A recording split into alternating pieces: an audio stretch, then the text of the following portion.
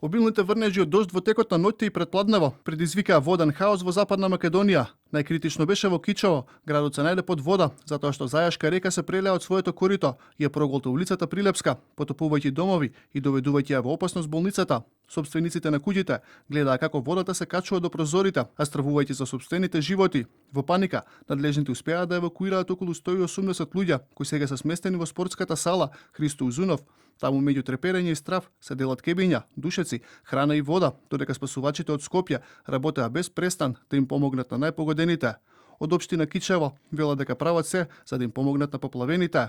Поради настанатата кризна состојба предизвикана од поплавите, општина Кичево ги има преземено сите максимални мерки и сите расположливи капацитети се целосно ставени во функција на терен. Во насока на побрзо и поефикасно справување со состојбата, побарана е дополнителна помош од Министерството за одбрана и од Министерството за животна средина.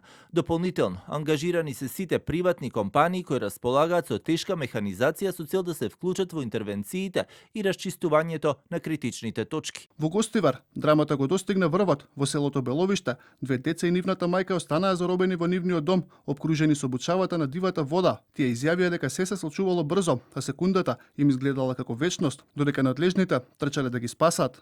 Во текот на ноќта обилните врнежи од дожд предизвикаа излевање на Зајашка река на улица Прилепска во Кичево, каде што се зафатени повеќе куќи. Извршена е евакуација на околу 180 лица кои се згрижени во спортската сала Христо Узунов.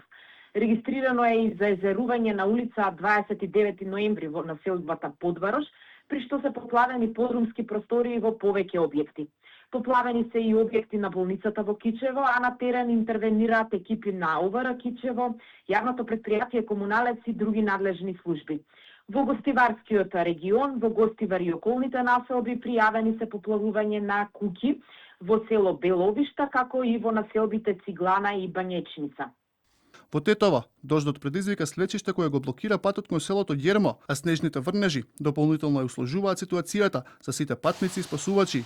Поради снежни врнежи е воведена забрана за тешки товарни возила и автобуси кон Попова шапка. Иако водостојот на реките засега е стабилен, сообраќајот е сериозно попречен. Ниту Скопје не е поштедено, испред градските населби Идризово, Буковиќ, Зелениково и Радишани се пријавени поплавени дворови и подруми, а луѓето гледаа како водата ги уништува нивните поседи. Спасувачки екипи веднаш излегува на терен да се борат со навремето и да ги санираат штетите. И во Скопскиот регион во текот на предпладневните часови на бројот 112 се примени повеќе пријави од граѓани за поплавени дворни места, поплавувања на подруми и сите овие пријави се проследени до надлежните институции, извршен е увид на терен и се преземаат соодветни мерки.